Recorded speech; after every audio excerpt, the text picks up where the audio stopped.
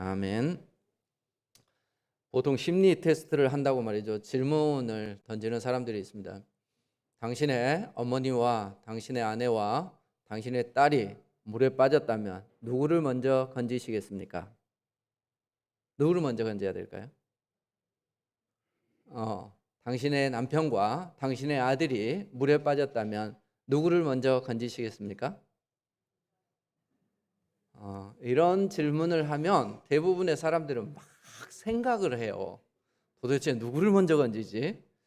어머니를 먼저 건지면 아내와 딸이 서운해야 할 것 같고, 아내를 먼저 건지면 또 나머지가 서운해야 할 것 같고, 그래서 머리를 짜내서 뭐 이렇게 얘기를 합니다. 저는 어머니를 건지겠습니다. 왜냐하면 아내와 딸은 또 구할 수 있으니까. 이런 맞아 죽는 겁니다. 그죠? 그렇게 대답해서는 안 돼요. 또 어떤 사람은 뭐 저는 어머니를 건지겠습니까? 그럼 이유가 뭐예요? 그러니까 아내와 딸은 수영을 할 줄 압니다. 뭐 이렇게 얘기를 하는데 이제 그런 질문이 아니죠. 이런 질문들은 대부분 곤란하게 하려고 하는 질문입니다. 그래, 아이들한테 우리가 쉽게 엄마가 좋아, 아빠가 좋아 이렇게 물어보는데 아주 좋지 않은 질문입니다. 그래, 이렇게 묻지 말아야 돼요. 그래, 우리가 많은 경우에 말이죠, 곤란하게 하기 위한 이런 질문들을 받을 때가 있습니다. 오늘 예수님께 찾아온 두 부류의 사람이 있습니다. 한 사람은 바리새인들이었고요. 그리고 그들과 함께 헤롯 당원들이 왔어요. 이 사람들은 원래 친하지 않는 사람들입니다. 바리새인들은 굉장히 유대주의자들, 민족주의자들이에요. 그리고 헤롯 당원들은 이 정치에 참여하는 사람들이에요. 당시에 이제 이 헤롯 대왕을 따르는 사람들이죠. 이 사람들은 로마에 치하에 있을 때 로마 사람들을 따르는, 꼭 그런 건 아닙니다만 우리나라 일제강점기로 치자면 헤롯 당원은 친일파라면, 그러면 이 바리새인들은 보통 우리 같은 사람들이에요. 민족주의자들이에요. 뭐 더 나아가면 뭐 독립군 이 정도 될 수 있는데 그렇게 강경하지는 않았습니다. 그래, 어쨌든 이렇게 서로 동거할 수 없는 그런 사람들이에요. 그런데 예수님을 넘어뜨리자, 예수님을 곤란에 빠뜨리자, 이래서 적들이 서로 함께하는 이제 이런 모양새를 갖추고 이 사람들이 예수님께 찾아왔습니다. 왜냐하면 이 질문을 하기 위해서 찾아온 거예요. 예수님이 이제 십자가에 달려 돌아가시기 전에 한 주간 동안에 있었던 사건인데요. 이때에 제자들이 예수님에게 사람들이 와서 좀 곤란한 질문들을 많이 했습니다. 그 중에 하나가 이제 오늘 우리가 살펴보고 있는, 우리가 세금을 가이사에게 내는 것이 맞습니까? 그렇지 않습니까? 하는 질문이었고요. 또 하나는 이 사두개인들은 부활을 믿지 않고 바리새인들은 부활을 믿었어요. 그러면 부활을 한다고 하면서 자기들이 지금까지 율법적으로 지켜오고 있는 계대 결혼을 이렇게 접목시켜 가지고 곤란한 질문을 했습니다. 그리고 또 한 가지는 율법 중에서 가장 큰 율법이 무엇입니까? 이런 식으로 이쪽 대답을 하면 저쪽에서 달려들고, 저쪽에 마음에 드는 대답을 하면 이쪽에서 달려들 수 있는 이런 그런 질문들을 했어요. 그래, 이렇게 예수님을 곤란하게 하려고 이들이 일부러 이제 마음을 모아서 예수님께 와서 이제 질문을 하는 겁니다. 근데 질문을 하는 이유가 뭐냐? 오늘 본문에 보면 예수님을 책 잡으려고, 예수님을 곤란하게 하기 위해서 이렇게 질문을 했다라고 말씀하고 있습니다. 우리가 이 땅에 살아가면서 말이죠, 하나님께서 우리에게 말씀을 주신 이유, 그 언어를 준 이유를 우리가 잘 알아야 돼요. 하나님이 왜 우리에게 언어를 주셨을까요? 그걸 가지고 사람들을 곤란에 빠뜨리게 하고 실망하게 하고 그 사람이 낙심하게 하고 그렇게 하려고 하나님께서 언어를 우리에게 주셨을까? 아니면 자기 자신을 내세우게 하려고 하나님께서 우리에게 언어를 주셨을까? 아니면 그 언어를 통해서 말이죠, 지혜로운 말을 해서 곤란에 빠져 있는 사람에게 해답을 주고 힘을 주고 격려하고 위로하고 그렇게 하기 위해서 하나님이 우리에게 언어를 주셨을까요? 우리가 사용하는 언어를 잘 한번 생각해 봐야 돼요. 나는 하나님께서 주시는 이 말을 어떻게 사용하고 있는가? 야고보서에 보면 야고보는 말은 불과 같다라고 표현하고 있습니다. 그래서 이 불이라는 게 참 재밌어요. 불 그럼 여러분 뭐가 떠오르세요? 화재를 경험했던 사람은 불 그럼 무서운 것, 모든 것을 삼켜버리는 것 이렇게 떠오를 거예요. 하지만 말이죠, 이 불을 잘 사용하면 맛있는 요리를 할 수 있습니다. 그래서 불은 배고픈 사람을 말이죠, 배부르게 해주는 그런 역할을 해요. 겨울이에요. 갑자기 추워졌어요. 그렇죠?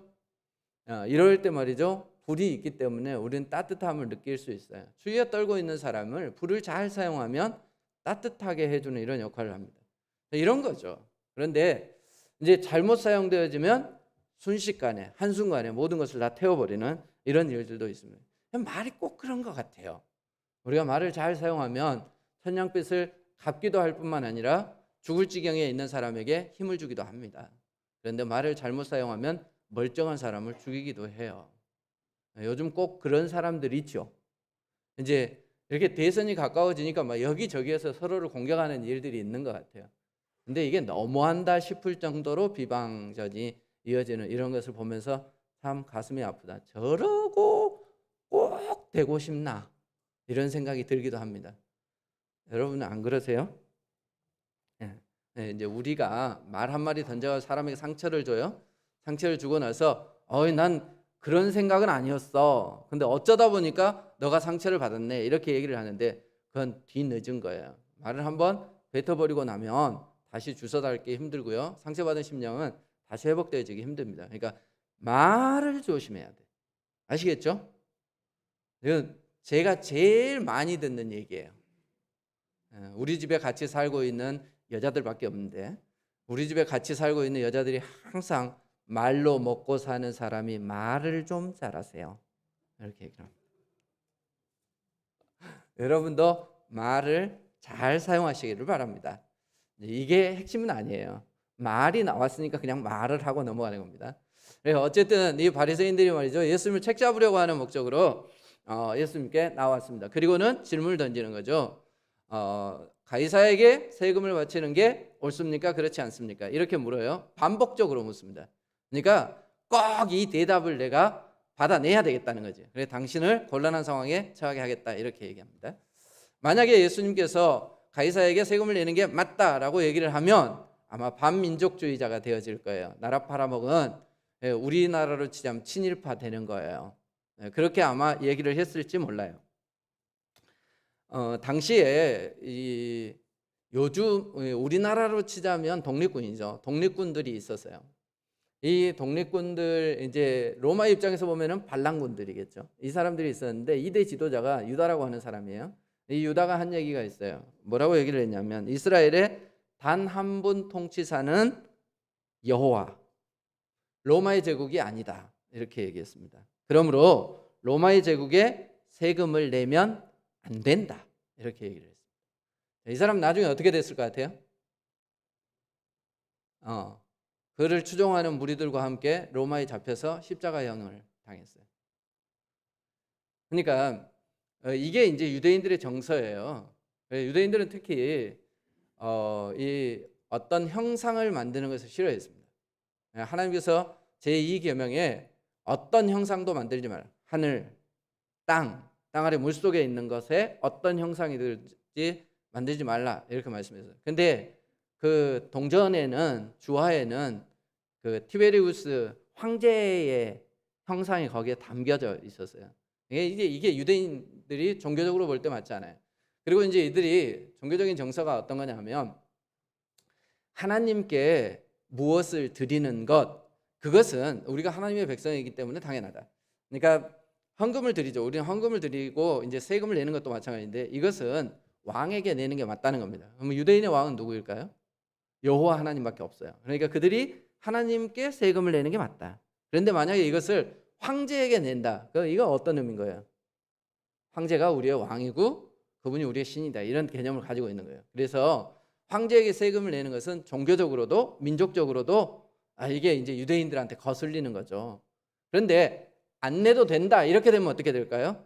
헤롯 당원들이 옆에 있어서 신고하겠죠. 그러면 유다와 같이 예수님이 말이죠, 반역자로 몰려서 어려움을 당하게 될 겁니다. 이런 곤란한 상황이에요. 참 머리를 써도 잘 썼어. 꼭 안 좋은 쪽으로 우리가 머리를 쓸 때 살리는 일에 머리를 써야 되는데 꼭 죽이는 일에 쓰는 사람이 있어요. 예, 남을 좀 일으켜주는 일에 써야 되는데 어쩌든지 말이지 저걸 내가 짓밟아 버려야 되겠다. 그러면 이를 갈고 그렇게 하는 사람들이 있어요. 그리스도인들이 그렇게 생활하면 안 되는데 바리새인들은 율법을 잘 지키는 사람들이라고 하는데 하여튼 그렇게 했습니다. 그리고는 이제 예수님께 질문을 던지는 거죠. 자, 어떻게 하면 우리가 가이사에게, 오늘 좀 이상한데요. 제가 말이 잘 안 나오는데 물 한 잔 마시고 하겠습니다.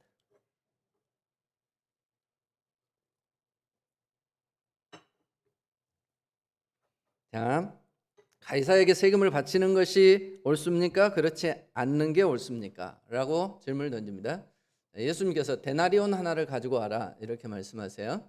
그리고 나서 이 형상과 이 글이 누구의 것이냐? 가이사의 것입니다. 그랬더니 예수님께서 가이사의 것은 가이사에게, 그리고 하나님의 것은 하나님께 바치라 이렇게 말씀해요. 가이사에게 세금을 바치는 게 옳습니까? 라고 물을 때 예수님이 왜 데나리온을 가져오라고 했을까요? 근데 우리는 사실은 데나리온 뭔지 아세요? 어느 나라 돈일까요? 몰라. 이 데나리온이 로마의 돈이에요. 당시에 유대인들이 사용하는 돈이 있어요. 그러니까 이 유대인들은 주로 유대인의 돈을 사용해요. 특별히 하나님께 헌금을 드릴 때는 말이죠, 유대인의 돈으로 드려야 했어요. 그 로마의 화폐를 가지고 오면 그거 받지 않아요. 그러니까 예수님께서 성전을 정화하실 때 말이죠, 돈 바꾸는 상을 뒤엎었다라고 말씀하셨죠. 네, 그럴 때 왜 돈을 바꿨을까요? 이런 케이스예요. 네, 그래 이제 돈을 바꾸는 거죠. 그래 하나님이 받으실 만한 유대인의 돈만 사용해야 되는 거예요. 근데 이 바리새인들은 로마의 화폐를 쓰는 것을 좋아하지 않았습니다. 로마의 주화나 이런 걸 쓰는 것을 좋아하지 않았어요. 그럼에도 불구하고 어때요? 일상생활을 하려다 보니까 이렇게 로마의 주화를 사용할 수밖에 없는 이런 상황들이 생기는 거지. 그러니까 이 사람들이 두 개를 같이 가지고 다니는 거죠. 그래서 이제 예수님께서 그래 우리가 사용하는 동전 하나 내놔봐 이렇게 했으면 뭘 내놨을지 몰라. 근데 예수님께서 콕 집어서 얘기했어요. 데나리온 내놔봐 이랬습니다. 그럼 이 바리새인들이 말이죠, 제가 반대하면 안 들고 다녔어야지. 근데 얘들이 들고 다닌 거야. 그래서 예수님이 줘봐 그러니까 얼른 내놓은 거예요. 그래서 이 형상과 이 글은 누구의 것이냐라고 예수님께서 물었던 것이죠. 그럴 때 그들이 가이사의 것, 로마의 황제의 것입니다 라고 얘기를 했어요. 그랬더니 예수님께서 뭐라 그래요? 로마의 황제의 것은 로마 황제 가이사에게 줘라. 그리고는 하나님의 것은 하나님께 바쳐라 이렇게 말씀해요. 이 바치다라고 하는 이 단어가 돌려주다라는 의미예요. 그러면 원래 그게 누구 거였다는 거예요? 황제의 것이었기 때문에 황제에게 돌려줘라. 그리고 하나님의 것은 원래 하나님의 것이었기 때문에 하나님께 돌려줘라. 이제 이런 표현입니다. 황제는 그 백성들을 돌보는 사람입니다. 그래서 너희들이 나라의 혜택을 받지 않았느냐? 그러니까 국민의 도리를 다해라. 이게 가이사의 것을 가이사에게. 사실 여기에 모든 의미가 다 담겨져 있지는 않습니다. 이 한 문장 속에 뭐 국민의 의무를 다해야 된다 뭐 이런 얘기를 예수님이 하시고 싶어서 하신 게 아니에요. 그렇다고 그 가이사의 것을 가이사에게 바쳐라 이 말이 그래 너희 로마의 식민지니까 말이지 어쩌겠냐, 너희들이 뭐 로마에게 순종해라 이런 의미도 아니에요. 단순하게 그저 예수님께서 이렇게 말씀하셨는데 사실 예수님이 강조하고 싶은 것은 가이사의 것은 가이사에게가 아니라 그 뒤에 겁니다. 뭘까요? 하나님의 것은 하나님께 바쳐라 하는 이 부분에 예수님께서 이제 말씀하고 싶은 그 핵심이 담겨져 있는 겁니다. 그래 하나님의 것을 하나님께 바치는 사람이 되어져야 한다. 자, 사람들은 뭘 물었어요? 세상의 도리를 물었습니다. 우리가 가이사의 것을 바치는 게 맞습니까? 라는 세상의 도리를 물었습니다. 그런데 예수님께서는 너희들이 세상의 도리를 다하기 전에 하나님의 자녀의 도리, 신자의 도리를 다해라. 그래서 세상의 도리를 물었는데 뭘로 대답했어요? 신자의 도리로 예수님께서 대답을 하신 거죠. 이미 마태복음 21장 23절에 보면 바리새인들이 말이죠, 예수님께 물었습니다. 뭘 물었느냐? 당신은 무슨 권위를 가지고 사람들을 가르치고 무슨 권위로 귀신을 쫓아내고 무슨 권위로 병을 고치냐? 누가 당신에게 이런 권위를 부여해 줬냐? 라고 물었습니다. 그럴 때 예수님께서 그럼 나도 하나 묻자. 그러면 세례 요한이 저렇게 많은 사람들을 가르치고 치료하고 그렇게 하는데, 그럼 세례 요한은 누구로부터 권위를 받은 것이냐라고 물었습니다. 그러니까 이 사람들이 말이죠, 당황해했어요. 이유가 뭐냐? 세례 요한이 그가 받은 권세가 하나님으로부터 왔다 그러면 너희들은 그럼 왜 세례 요한을 따르지 않니? 이렇게 물을 거란 말이죠. 그리고 또 세례 요한의 그 권위가 사람으로부터 왔다라고 얘기하기에는 말이죠, 너무 대단해요. 그래서 세례 요한의 어떤 사역이 폭발적이었습니다. 당시에 그래, 귀신을 쫓아내고 말이죠, 사람들의 병자들을 고쳐내고 말이죠, 그가 광야에 숨어 있어도 광야에 와서 가르침을 받았고, 그가 요단강에 있을 때도 말이죠, 그들이 와서 우리에게 세례를 좀 달라 이렇게 얘기할 정도였어요. 그러니까 폭발적인 인기를 누렸습니다. 그리고 누가 봐도 그것은 하나님의 권위를 힘입어서 하는 거였어요. 그러니까 이 사람들이 대답을 못해. 그래서 뭐라 그랬어요? 모르겠는데요. 그러니까 예수님이 뭐라고 다시 대답하셨어요? 니네도 대답 안 하면 나도 안 할란다. 가라. 이랬습니다. 어리석은 질문에 대해서 우리가 꼭 대답할 필요는 없습니다. 하지만 어떤 경우에는 우문현답이라고 미련하게 우리에게 질문을 한다 할지라도 우리가 지혜롭게 대답할 필요가 있을 때가 있어요. 예수님께서는 오늘 질문에 대해서는 대답을 하시는 겁니다. 가이사의 것을 바치는 게 옳습니까? 그럴 때 예수님께서 가이사의 것은 가이사에게, 그리고 하나님의 것은 하나님께 바쳐라, 이렇게 말씀하고 있습니다. 자, 그러면 이제 오늘 핵심이 하나님의 것을 하나님께 바치는 거라면, 그럼 우리는 하나님의 것을 하나님께 바치고 있는가 하는 것을 우리가 한번 생각해 볼 필요가 있어요.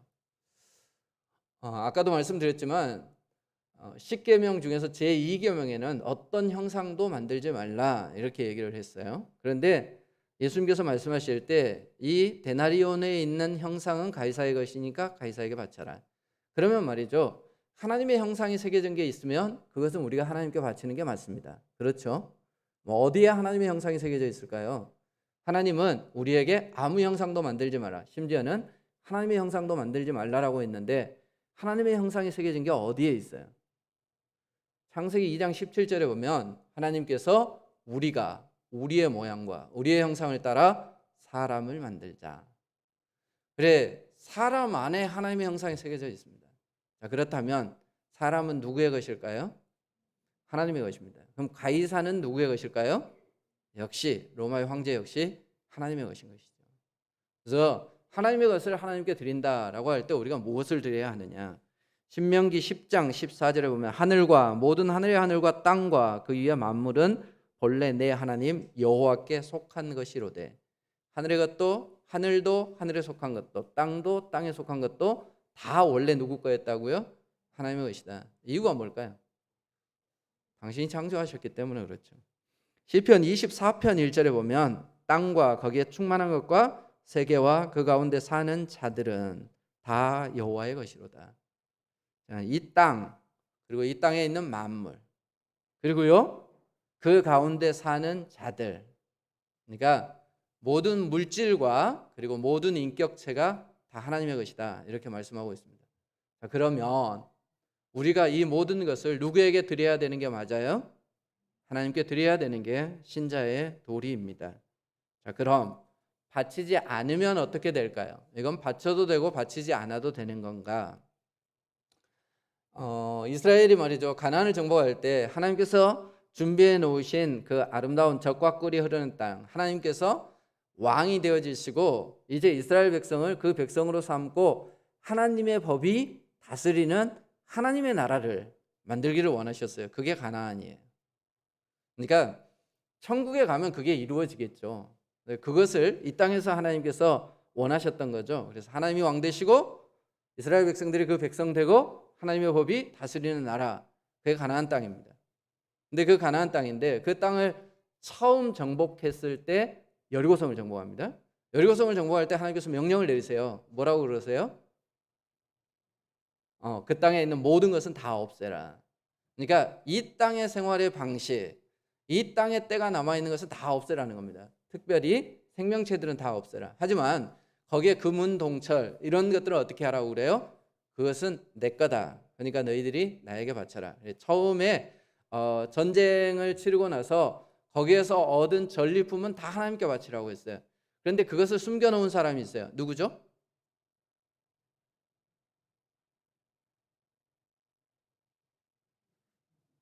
별로 오늘 재미가 없나? 누구예요? 누가 훔쳤어요? 여리고성 몰라요? 알죠? 대답하기가 싫다 이거군요. 아간이라고 하는 사람이 훔쳤어요. 그렇죠? 금덩이 좀 훔치고 기억납니까? 막 옷도 훔치고 그래갖고 막 자기 그 장막에다 감춰놨던 거 기억나시죠? 그 사람은 그걸 그 성경은 뭐라고 기록되어 있지 않냐면 하나님께 바친 것이라고 기록되어져 있어요. 그러니까 이건 하나님의 것이라는 겁니다. 하나님께 바친 것인데 이걸 누가 취했어요? 사람 아간이 취했습니다. 그러니까 하나님께 바쳐진 것을 이게 도둑질한 거지. 그래서 결국 어떻게 되어져요? 그 물건과 함께 자기 가족들이 다 하나님께 바쳐지게 되어졌습니다. 이거 헤렘이라고 해요. 바쳐진 것이라는 거예요. 바쳐진 것을 우리가 취하면 안 돼. 그러면 그렇게 죽는 거예요. 나중에 말이죠. 제사장 가운데 엘리 제사장이 있어요. 사무엘이 활동할 때 기억나시죠? 뚱뚱하고 나이 많은 엘리 제사장 기억납니까? 그 아들이 2명 있었어요. 누구죠? 홈리와 비느하스예요. 이 아들은 하나님께 바쳐진 예물이 있으면 그 중에서 마음에 드는 게 있으면 말이죠. 갈고리 갖고 와서 긁어버렸어요. 그리고는 말이지 어차피 다 태워드릴 건데 뭐 이건 나나 먹자 이러고 뭐 좋은 것은 지가 긁어와서 먹었단 말이에요. 그건 누구에게 바쳐져야 되는 건데 하나님의 것인데 하나님께 바쳐져야 되는데 자기들이 그걸 취했어요. 결국 그들은 전쟁에 나가서 하나님께 바쳐진 것이 되어지는 겁니다. 하나님은 당신의 것을 말이죠 반드시 취하시는 분이에요. 자, 말라기에 보면 이렇게 말씀하세요. 너희들이 내 것을 도적질했다 이렇게 얘기합니다. 백성들이 묻죠. 우리가 뭐 하나님 것을 도적질했습니까? 여러분 하나님 것이 뭐가 있어요? 하나님 재산 보신 적 있어요? 없어요. 도둑질도 못하겠네. 하나님께서 말이죠. 야, 너 대단하다. 어떻게 내 것을 도둑질했냐? 우리가 뭘 하나님 걸 도둑질했습니까? 그럴 때 하나님 뭐라 그래요? 너희들이 나에게 드려야 될 11조와 헌물. 여러분 11조는 하나님의 것입니다. 내 거 아니에요. 근데 우리는 어때요? 내 손에 있으니까 내 거라고 생각해요. 하나님께 드려야 될 헌물 그건 내 거 아니에요. 근데 우리는 내 손에 있으니까 내 거라고 생각해요. 너희들이 그것을 도둑질했다 이렇게 말씀합니다. 뿐만 아니라 마태복음 21장 34절 이후에 보면 말이죠. 불의한 농부 이야기가 나와요. 예수님께서 비유로 말씀하세요. 어떤 부자가 있었는데 말이죠. 그가 농부들에게 자기 포도밭을 맡기고 갑니다. 그래 이제 포도를 거둘 때가 되어져서 다른 종들을 보내는 거죠. 수확한 건 너가 취하여서 와라. 그랬는데 어떻게 합니까? 우리가 열심히 일해서 우리가 열심히 거둔 건데 주인 지가 한 게 뭐 있다고 안 보내는 거죠. 그래서 그 수확한 것을 받아오라고 한 사람들을 막 때리고요. 심지어 죽입니다. 그러니까 이 주인이 이것들 봐라 안 되겠네 싶어가지고 어떻게 해요? 더 많은 종들을 보냅니다. 근데 그들도 죽입니다. 그래 내 아들을 보내면 그들이 귀하게 생각하겠지. 그래 자기 아들을 보내요. 근데 자기 아들도 죽입니다. 그럼 이 모습이 우리하고 굉장히 비슷합니다. 우리가 이렇게 생각해요. 내가 다른 사람들 놀 때 열심히 일해서 내가 이만큼 벌었는데 다른 사람들 땡땡이 치고 놀 때 난 열심히 일해서 이만큼 내 지위에 올랐는데 학생들은 어때요? 저 맨날 가서 공만 차고 있을 때 내가 열심히 공부해가지고 말이지 이만큼 성적을 내가 이루어냈는데 이건 누구 거예요? 내 거야. 주인 지가 한 게 뭐 있어. 내가 말이지 포도 가지도 치고 그리고 말이지 병들면 병충해 이렇게 작업도 하고 그리고 걷어들이는 것도 내가 하고 이건 누구 거예요? 내 거야 내 거. 그런데 왜 주인이 지가 아무것도 안 했으면서 달래? 종종 우리는 이런 생각을 할 때가 있습니다. 하나님이 뭔데? 내가 지금까지 태어나서 얼마나 고생해서 얼마나 노력해서 내가 이루어 놓은 것인데 내 재산은 내 거야. 다른 사람은 말이지 맨날 먹고 싶은 거 다 먹고 띵띵해지고 말이지 건강을 다 잃었을 때 나는 내 몸 관리하려고 얼마나 했었는데 먹고 싶은 거 안 먹고 말이지 다이어트하고 해당되는 사람이 없는 사람도 있겠지만 하여튼 뭐 그래서 내가 이렇게 건강하게 만들었는데 내 몸뚱아리 내 거지 이렇게 얘기해요. 그게 꼭 누구하고 같아요? 농부들하고 똑같아요. 그런데 그건 누구 거라고요? 여러분 그렇게 인정하세요? 내 자식 정말 금쪽같이 귀한 내 자식이 하나님의 것으로 인정하세요? 내가 지금까지 말이지 열심히 일해서 모아놓은 내 자산이 하나님 거라고 인정하세요? 심지어는 내 몸뚱아리가 하나님의 것이라고 여러분 인정하세요? 욥은 말이죠 열심히 일했습니다. 그리고 말이죠 신앙적으로 열심히 살아가려고 흠없이 살아가려고 애를 썼습니다. 그런데 어느 날 하루아침에 모든 걸 다 잃었습니다. 자기 자식들 죽고요, 자기 재산 다 날라가고요, 자기의 건강도 잃었습니다. 그런데 이 친구가 말이죠 나중에 하나님을 만나요. 그리고는 뭐라고 고백합니까? 내가 다 잃고 나서 그리고 하나님을 대면하고 느낀 게 있습니다. 그게 뭐냐? 내가 지금까지 하나님을 귀로만 들었는데 이제 눈으로 봅니다. 그게 뭘 의미하는 거겠습니까? 내가 지금까지는 하나님을 추상적으로 알았다는 겁니다. 그런데 지금 내가 하나님을 바로 알게 되어졌다는 거예요.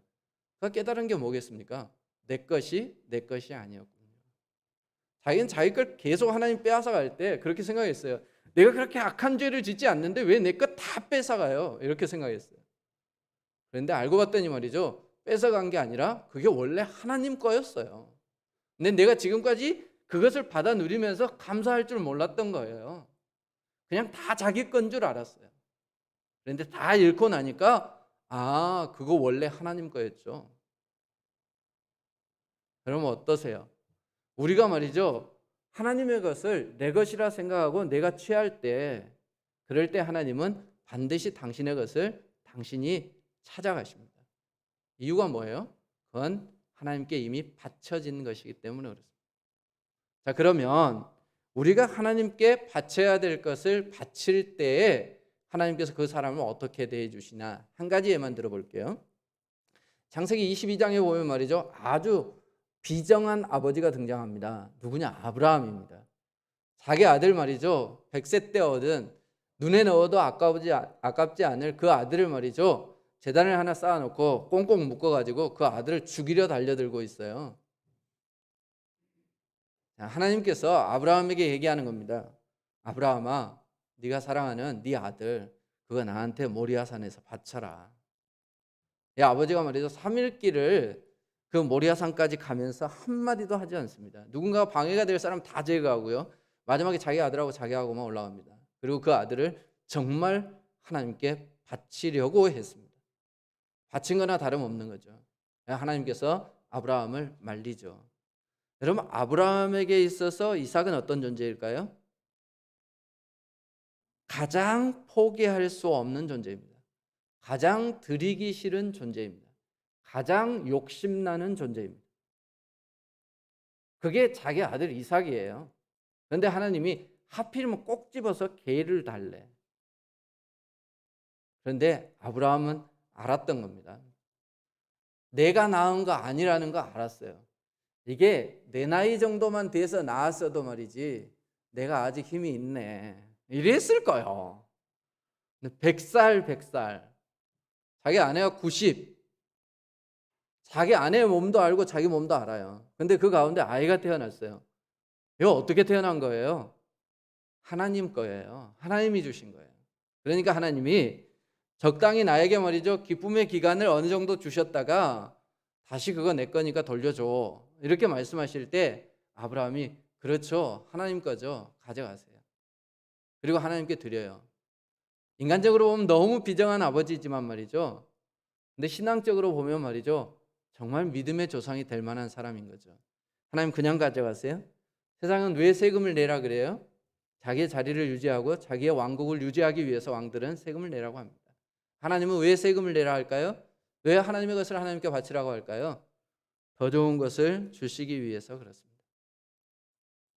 창세기 22장 16절 18절을 보면 이렇게 말씀하세요. 여호와께서 이르시기를 내가 나를 가리켜 맹세하노니 내가 이같이 행하여 내 아들 내 독자도 아끼지 아니하였은즉 내 것을 내게 바쳤은즉 그 말이죠. 내가 내게 큰 복을 주고 내 씨가 크게 번성하여 하늘의 별과 같고 바닷가의 모래와 같게 하리니 내 씨가 그 대적의 성문을 차지하리라. 또 내 씨로 말미암아 천하 만민이 복을 받으리니 이는 내가 나의 말을 준행하였음이니라. 내 것을 내게 바쳤기 때문이다. 이렇게 말씀해요. 네가 내 것을 내게 바쳤기 때문에 너에게는 큰 복을 주고, 그냥 복도 아니에요. 큰 복을 주고, 그리고 네 독자를 나에게 바쳤는데 내 씨가 사라지는 게 아니라 크게 번성하고, 그렇게 말씀하세요. 그리고 내 씨가 대적의 문을 차지하게 되어질 것이다. 그리고 천하 만민이 그로 말미암아 복을 받을 것이다. 네 아들만 복 받는 게 아니라 네 아들과 관계된 모든 사람들이 복을 받을 것이다. 그러니까 하나님께서 내 것이야 나에게 줘 이렇게 한 이유는 뭐라고요? 더 좋은 것을 주시기 위해서. 하나님께서는 우리에게 무엇을 달라고 하실 때 더 좋은 것을 준비하시기 전에 달라고 하시는 법이 없습니다. 이렇게 생각하시면 좋겠어요. 아이가 굉장히 아끼는 옷이 있어요. 다 헤어졌어요. 그럼 엄마가 그 옷을 보고 어떤 마음이 들어요? 네가 아끼는 거니까 죽을 때까지 입어라. 그렇습니까? 아, 저 녀석 더 좋은 옷 내가 하나 사줘야 되겠다. 그래서 어떻게 해요? 야, 그 옷 벗어라. 버리자. 그럼 애는 버리기 싫어합니다. 왜 벗으라고 하는 거예요? 새 옷 사주려고 그래요. 하나님께서 말이죠. 하나님의 것을 하나님께 바쳐라. 이렇게 말씀하신 것은 원래 그것이 하나님의 것이기 때문에 돌려달라라는 말씀이시기도 하지만 하나님께서 더 좋은 것을 우리에게 주시기 위해서 그렇습니다. 사람은 모든 것이 다 타고나는 것 같아요. 저는 이렇게 보니까 공부 잘하는 사람은 공부 잘하도록 타고나요. 아무리 노력해도 해도 안 되는 사람이 있어요. 그죠? 누구인 것 같아요? 저만 쳐다보시네. 그런 사람이 있어요.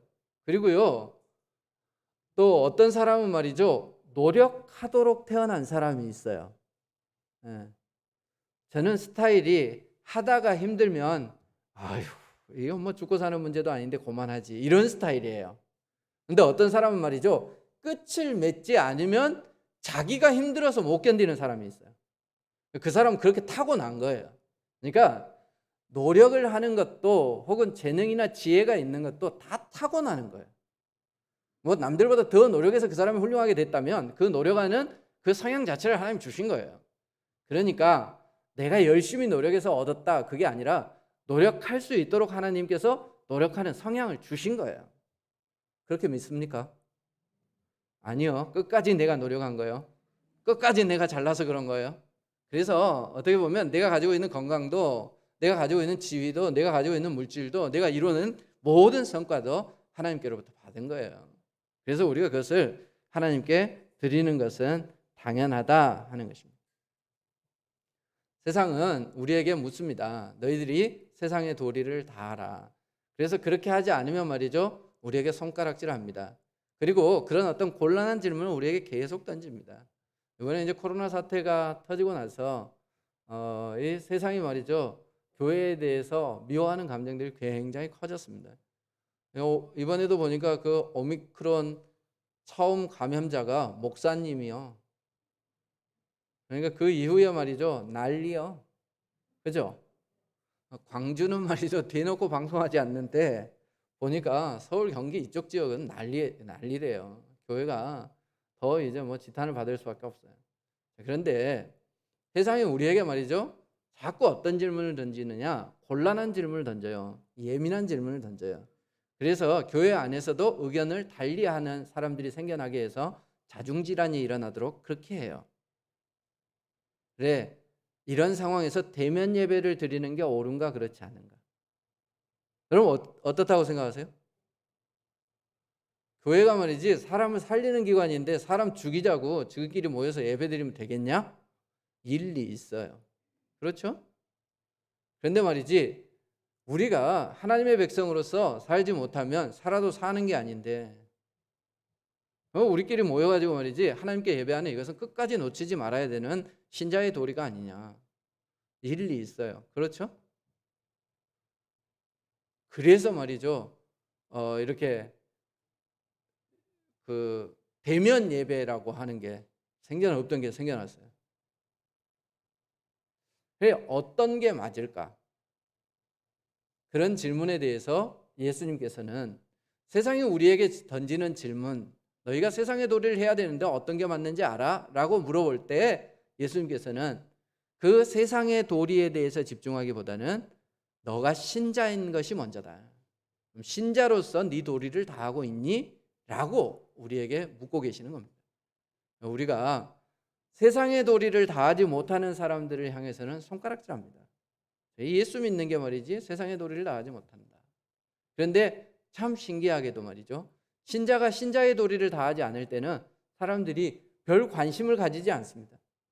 예수 믿는 사람도 사람이지. 그럴 수 있지. 이렇게 우리는 굉장히 관대해지는 거죠. 정말 어떻게 해야 옳은 것일까요? 세상이 우리에게 말이죠. 우리를 넘어뜨리게 하려고 책 잡으려고 우리에게 세상의 도리를 얘기할 때 우리는 거기 그 해답을 주기 위해서 평생 살아가는 그런 인생이 아니라 내가 세상은 세상의 도리를 물을 때 내가 정말 신자의 도리는 다 하고 있나 하고 우리 자신을 살펴볼 수 있어야 합니다. 세상은 말이죠. 예수를 믿는 사람들을 넘어뜨리기 위해서 불편한 동거도 서슴지 않습니다. 바리새인들과 헤롯 땅에 얼마든지 뭉칠 수 있습니다. 하지만 예수님을 믿는 사람은 하나님의 백성이 말이죠. 세상과 동거해서는 안 됩니다. 우리가 하나님의 법을 떠나서 세상의 법만 추구하는 그런 사람이 되어져서는 안 돼요. 물론 그리스도인들이 세상에서 우리에게 주어진 도리를 다 해야 하는 것은 맞습니다. 하지만 그것이 신앙과 상반되어지는 것이라면 신앙인이라면 신자의 도리를 먼저 하는 것이 옳다. 우리가 이것을 기억해야 돼요. 그런데 이 신자의 도리라고 하는 것이 말이죠. 모두에게 적용되어지는 일반적인 도리가 있습니다. 예를 들어 예수님을 믿는 사람들이 주일 성수를 해야 된다든지 하나님께로부터 교회에 맡겨진 사명들이 있을 때 우리가 합심해서 이루어내야 된다든지 이런 건 일반적인 거죠. 그런데 개인적으로 각자 다르게 주어진 도리가 있습니다. 축구 선수는 뭘 해요? 맨날 롬팽이처럼 꼭만 차고 놀아요. 그런데 그게 국위를 선양하는 거예요. 그렇죠. 손흥민이 보세요. 그리고 맨날 배짱이같이 노래만 하는 애들이 있어. 근데 걔들이 말이죠. 우리나라 외교관들보다 더 훌륭한 일을 해내는 애들이 있어. BTS 아시죠? 그 논팽이들이 말이죠. 얼마나 큰 일을 하는지 몰라. 그러니까 피아노 친다고 뭐라 하지 마세요. 저 사람이 어찌 될지 아무도 모릅니다. 그 사람은 자기에게 주어진 자기의 도리입니다. 모두가 다 목사가 되어질 수는 없습니다. 모두가 다 공무원이 되어질 수는 없습니다. 하나님께서 주어진 자기의 도리가 있습니다. 개인에게 주어진 도리가 있습니다. 우리가 그것을 발견할 수 있어야 돼요. 아니 하나님께서 우리에게 보여주신 그 비전과 사명, 그것을 우리가 하나님께 바쳐드리는 이게 신자의 도리입니다. 당연히 해야 할 일들을 해야 하고 또 하나님께서 각자에게 맡겨주신 일들이 무엇인지 우리가 발견하고 그 도리를 다할 수 있는 그런 우리들이 되어지기를 바랍니다. 자, 무엇보다 이제 중요한 게 한 가지 있어요. 그게 뭐냐면 맨 마지막에 보면 17절 후반절에 그들이 예수께 대하여 매우 놀랍게 여기더라. 예수님의 가르침에 대해서 이 사람들이 입이 딱 다물어진 거예요. 대답할 말이 없는 거죠. 매우 놀랍게 여겼습니다. 자, 그런데 그들이 예수님을 따랐을까요? 안 따랐을까요? 따르지 않았습니다. 그저 와 대단한 사람이네. 그들이 감동은 받았는데 그 감동에 따라서 행하지는 않았습니다. 우리가 말이죠. 신자의 도리를 말하는 것에서 그치는 사람이 되어져서는 안 돼요. 신자의 도리를 행하는 사람이 되어져야 합니다. 이게 굉장히 중요해요. 예수님께서 산상수훈을 마태복음 5장부터 7장까지 마태를 통해서 다 기록하게 하세요. 근데 그 마지막이 뭐예요? 그 마지막이 이 말을 듣고 행하는 자는 반석 위에 터를 닦고 집을 지은 지혜로운 사람 같아서. 하나님의 말씀이 아무리 좋으면 못하고 그 말씀을 듣고 고개를 끄덕거리면 뭐예요? 교회 와서 말이죠, 우리가 일주일에 한 번씩 이렇게 예배를 드리면서 얼마나 좋은 말씀을 들어요. 수긍이 되어지고요, 고개가 끄덕거려져요. 그럼 뭐예요? 나가면 똑같은데. 그리고 감동에 따라서 행하는 사람이 되어져야 되는데 감정적으로 행하는 사람이 많아요. 그래서 하나님께 받은 감동은 뒤로 제쳐주고 내 감정이 앞서서 그렇게 생활하는 거죠. 그러니까 이 바리새인들은 말이죠, 감동 받았어요. 고개는 끄덕이고요, 놀랍네 라고는 했어요. 하지만 예수님의 제자가 되지는 못했어요. 여러분, 우리가 하나님의 말씀을 하나를 받더라도, 내가 오늘 설교 말씀을 들으면서 말이죠, 모든 것이 다 감동이 되지는 않아요. 그리고 말이죠, 모든 예배에 다 감동이 오지도 않아요. 그렇죠? 그렇다네. 그렇잖아요. 근데 저도 그래요, 여러분.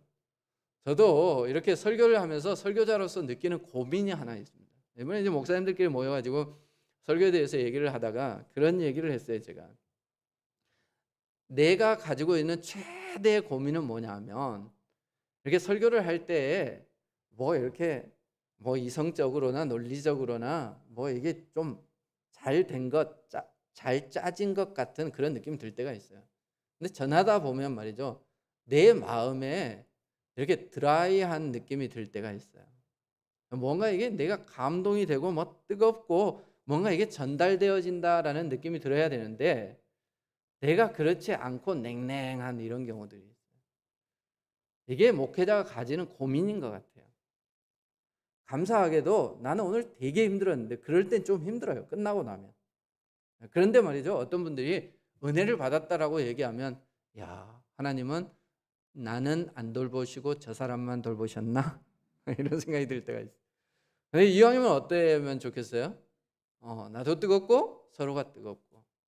그런데 이제 또 어떤 사람이 있냐면, 교회 안에서는 뜨거운데 교회 밖에서는 냉철한 사람이 있습니다. 왜 어떤 사람을 하나님이 원하실까? 정말 신자의 도리를 다하는 사람은 어떤 사람일까? 하나님께 드려야 할 것이 무엇인지, 돌려드려야 할 것이 무엇인지 알고 그렇게 충성하고 헌신하는, 그것을 아는 사람일까요? 그렇게 행하는 사람일까요? 오늘 우리가 하나님의 말씀을 듣고 세상이 우리에게 세상의 도리를 물을 때, 그건 좀 몰라도 괜찮아요. 알면 더 좋겠죠. 하지만 좀 부족하더라도 그것을 부끄러워하는 것이 아니라, 신자의 도리가 무엇인지 모르는 것을 우리가 부끄러워하고, 신자의 도리를 행하지 않는 부분에 대해서 하나님 앞에서 부끄러워하고 더 우리가 노력하는 그런 삶을 살아가시기를 바랍니다. 기도하겠습니다. 고맙습니다, 하나님. 오늘 저희들이 이렇게 또 신자의 도리에 대해서 생각해 볼 수 있는 기회를 주심을 감사를 드립니다. 하나님, 신자의 도리가 무엇인지 그 내용에 대해서는 우리가 살펴보지 않았습니다. 각자에게 주신, 하나님께서 허락하신 그런 도리가 있겠지요. 하나님, 우리가 그것을 깨달았다면 그 일들을 행하는 저희들 될 수 있도록 도와주옵소서. 혹여 하나님의 말씀이 우리 가운데 감동이 되었습니까? 하나님, 그 감동을 우리의 감정이 앞서서 사장시켜버리는 것이 아니라 그 감동을 우리가 우리의 열심으로 이루어드리는 그런 삶을 살아갈 수 있도록 도와주옵소서. 세상에서 무엇을 못하는 것 때문에, 혹은 세상에서 세상의 도리를 못하는 것 때문에 사람들에게 지탄을 받을 때 우리는 부끄러워합니다. 하지만 신자로서 해야 할 일들을 하지 못하고 부끄러워하지 않는 양심의 화인 맞은 그런 인생으로 살아가고 있지는 않습니까? 아버지, 우리가 하나님의 자녀답게, 하나님의 자녀로서 정말 해야 할 일들을 행하는 그런 인생으로 살아갈 수 있도록 도와주옵소서. 예수님 이름으로 기도드립니다. 아멘. 321장